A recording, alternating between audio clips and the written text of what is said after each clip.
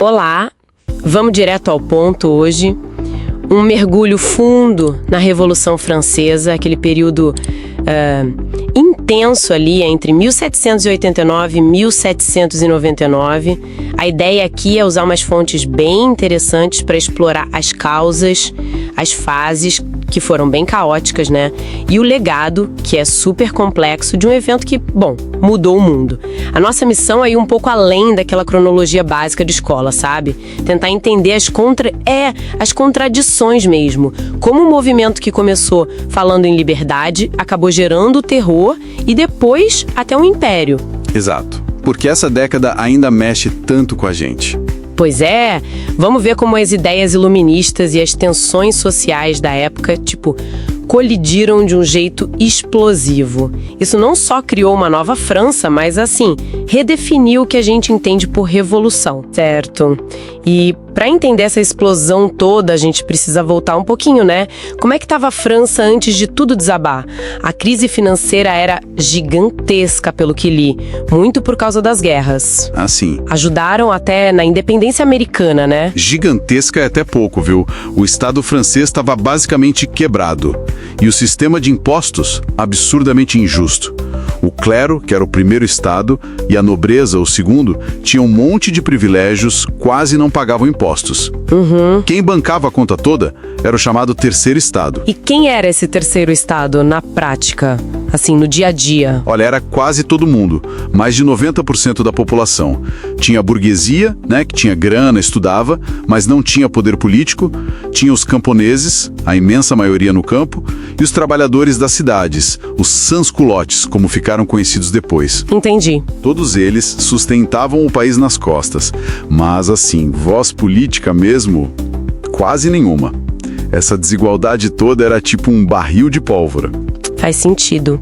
E nesse cenário, imagino que as ideias do iluminismo, devem ter caído como uma luva. Liberdade, igualdade, a razão acima de tudo. Exatamente. Pensadores como Montesquieu, Rousseau, eles não estavam só na filosofia, sabe? Eles deram a linguagem, a justificativa intelectual para a galera começar a questionar o poder absoluto do rei, os privilégios que vinham de berço. Deram argumentos, né? Isso. Deram argumentos fortes para quem queria mudança. E a mudança veio com tudo. Foi uma década muito intensa. Como a gente pode organizar esse período para entender melhor? Foi intenso mesmo.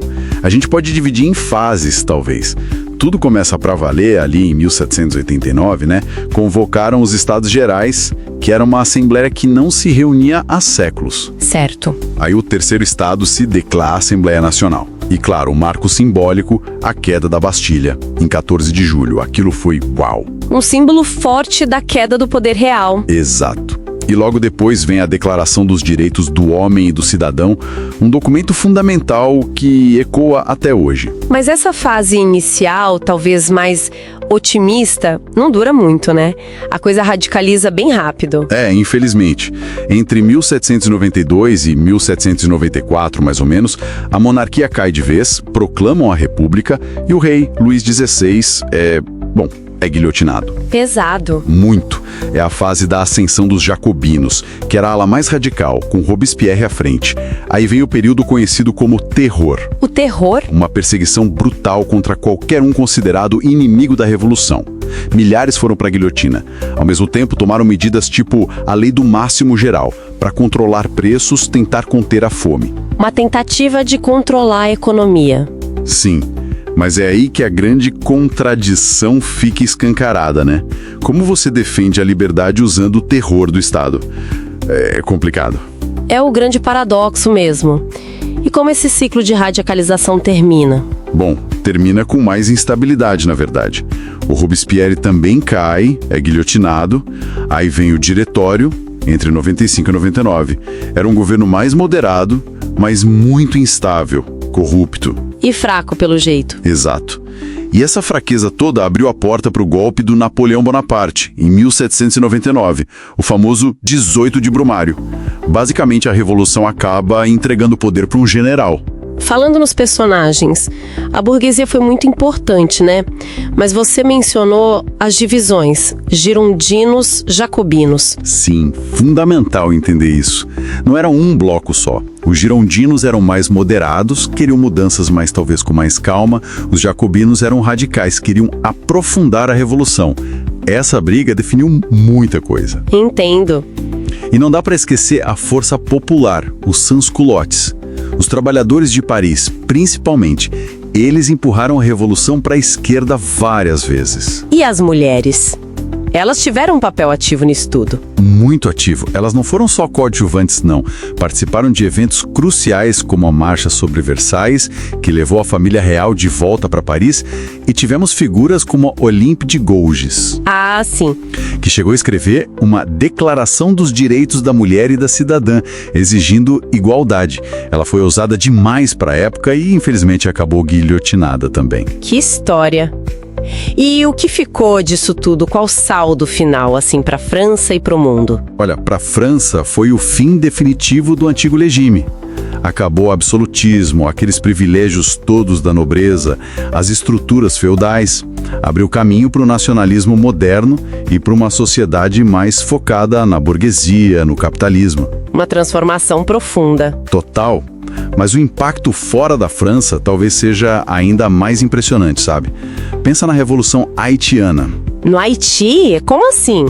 Os escravizados lá em São Domingos, que era colônia francesa, ouviram os ideais de liberdade, igualdade e fraternidade e usaram isso para fazer a própria revolução. Uau! Criaram a primeira república negra livre do mundo. Desafiaram toda a lógica colonial e escravista da época. Foi algo que talvez nem os revolucionários franceses mais radicais imaginassem. Mostra como as ideias viajam e são reapropriadas, né? Fascinante essa conexão. É parte do que alguns historiadores chamam de caos criativo. Um evento super violento, cheio de contradições, mas que acabou redefinindo a política no mundo todo. Entendi. No fim das contas, a Revolução Francesa deixou essa herança meio paradoxal.